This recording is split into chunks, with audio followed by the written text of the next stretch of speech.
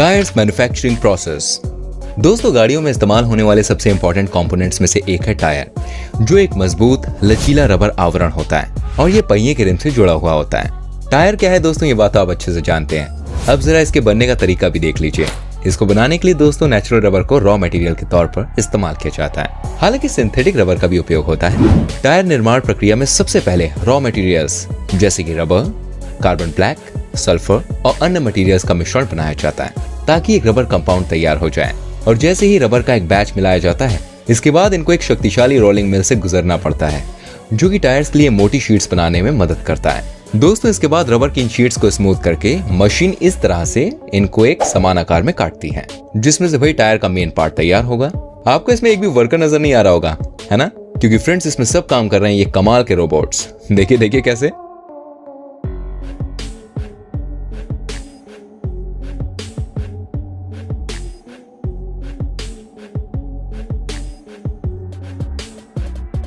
भाई अब टायर बनाने का समय आ गया है। इसके लिए रोलिंग मशीन के ऊपर शीट्स को रखा जाता है, जिसके बाद ये इस तरह से घुमा घुमा कर टायर बनता है। अब देखिए रोबोटिक मशीन ने किस तरह से भाई पूरे टायर का आकार बना दिया है।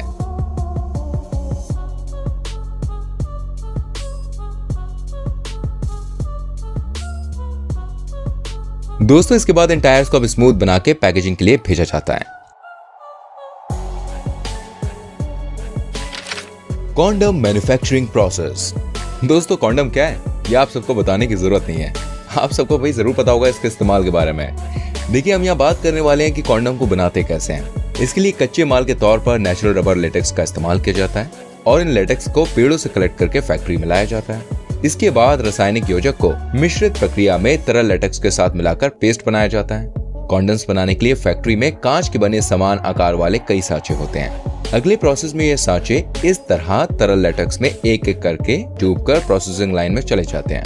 देखिए कैसे।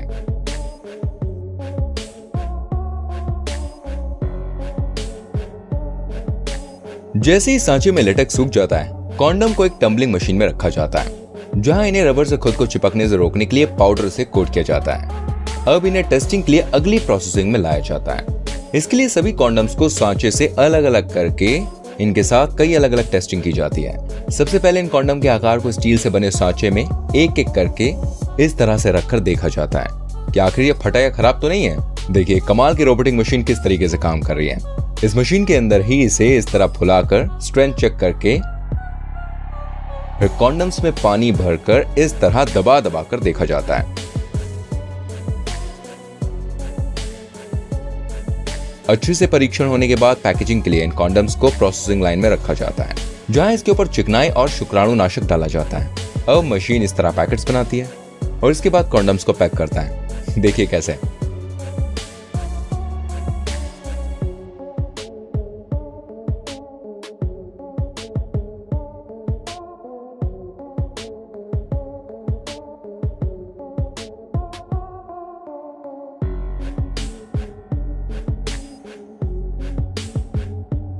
Cotton manufacturing machine. दोस्तों, कपड़े बनाने में कॉटन की अहम भूमिका है।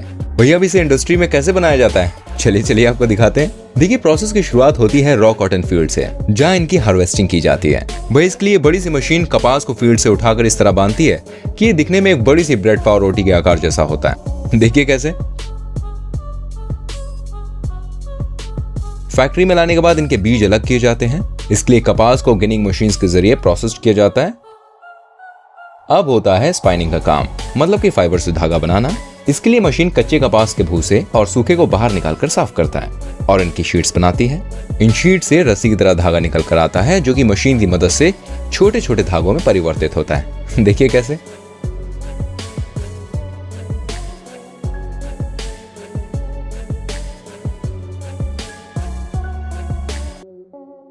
अब आता है नाइटिंग यानी कि बुनने का काम। भाई बुनने के लिए एक सर्कुलर मशीन में ये धागे के घुमावदार तरीके के माध्यम से गुजरते हुए इस तरह एक ट्यूबुलर कपड़े का उत्पादन करता है। इसके बाद इन कपड़ों को धोया और सुखाया जाता है और इस प्रोसेस से इस तरह ग्रीन कलर का फैब्रिक बनता है। अब ये फैब्रिक एक दूसरी मशीन से गुजरते हुए सफेद रंग का कॉटन फैब्रिक बनकर तैयार होता है। देखिए कैसे।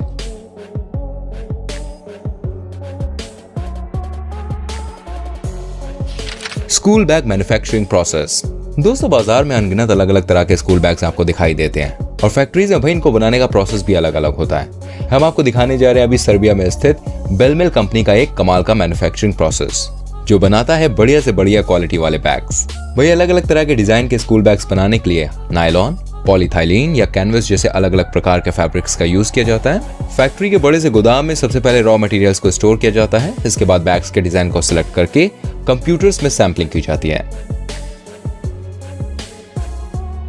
अब होता है फैब्रिक्स को काटने का काम, जिसके लिए highly advanced laser cutting technology का भाई इस्तेमाल किया जाता है।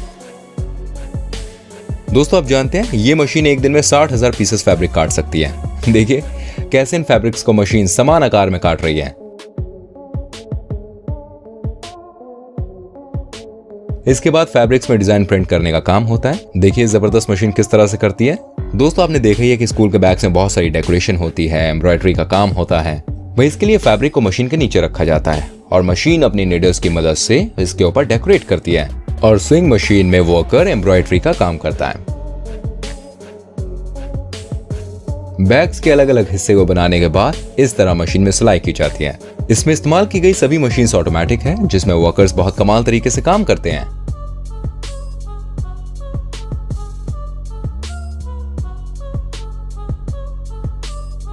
काम पूरा होने के बाद इनको अच्छे से चेक करके इनकी पैकेजिंग होती है ना मजेदार। Coffee mug manufacturing process. दोस्तों देखिए कॉफी मग हर रोज इस्तेमाल होने वाली चीजों में से एक है, लेकिन भाई इसको बनाते कैसे हैं? चलिए मैं ये दिखाता हूं आपको। देखिए पोर्सिलेन या फिर स्टोनवेयर को कच्चे माल के तौर पर इस्तेमाल किया जाता है। प्रोसेस शुरू करने के लिए इन कच्चे माल को ग्राइंडर में डाला जाता है और इसके साथ ही जो मटेरियल चाहिए उन सभी को इसमें ऐड किया जाता है।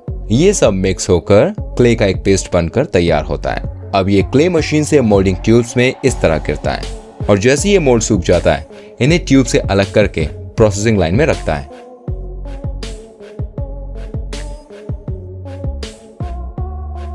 जहां इन्हें मशीन कप का आकार देते हैं। इसके बाद दोस्तों मशीन से सांचे पर बनाए गए हैंडल्स को गम की मदद से कप्स में जोड़ा जाता है और जैसे ही कप का स्ट्रक्चर बनकर तैयार हो जाता है इन्हें 1220 डिग्री सेल्सियस के उच्च तापमान में गर्म किया जाता है और ठंडा होने के बाद इन कप्स के ग्लेजिंग का काम होता है। अरे भाई इसकी डिजाइनिंग का काम। देखिए इसके लिए जो डिजाइनर होता है वो कंप्यूटर में डिजाइन बनाता है और इन डिजाइन को प्रिंटर में इस तरह प्रिंट किया जाता है, जिसमें प्लास्टिक के पेपर का इस्तेमाल होता है। बढ़िया बढ़िया डिजाइन वाले इन पेपर्स को अब ग्लू की हेल्प से वर्कर इस तरह कप्स के ऊपर लगाता है।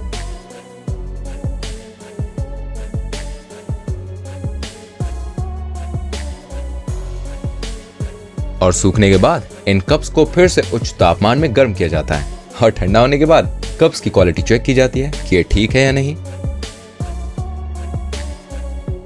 वह इसके बाद इनकी पैकेजिंग का काम होता है। ये मार्केट में आते हैं और फिर आपके घर तक। तो दोस्तों आज का ये हमारा एपिसोड कैसा लगा आपको प्लीज हमें कमेंट करके बताएं और सबसे अच्छा प्रोसेस आपको किसका लगा, कौन सी चीज आपको बनने में सबसे अच्छी लगी, प्लीज हमें कमेंट करके बताइएगा।